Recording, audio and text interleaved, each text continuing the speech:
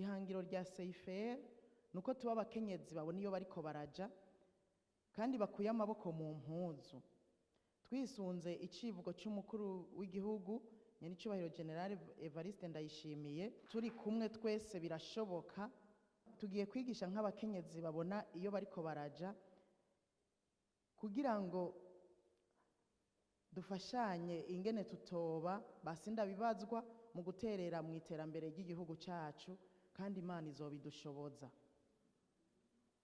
Mu makoraniro tuzohora tugira kazoba karyo ko guterana intege no gukomezanya kugira ngo umukenyezi wese amenye ko afise uruhara rukomeye mu buzima bwo muri ino si nk'uko basogokuru bayamaze bati umukenyezi ni inkingi y'umuryango.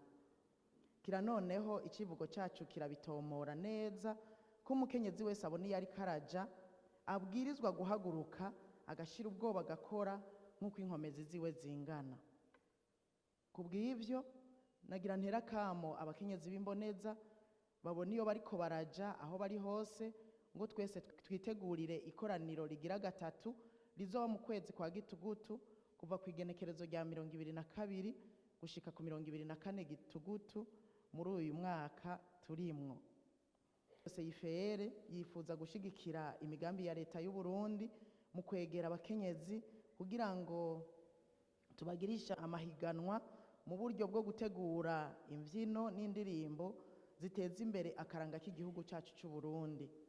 Ikindi nuko mu misiza dukoranye n'ubushikiranganje bubijejwe CIFR yofasha gutegura neza no kwigisha bigeme babona iyo bariko baraja bifuza kuba aba Miss duhereye mu ntara gushika ku rugero rw'igihugu kugira ngo baze babe indongozi zikimazi.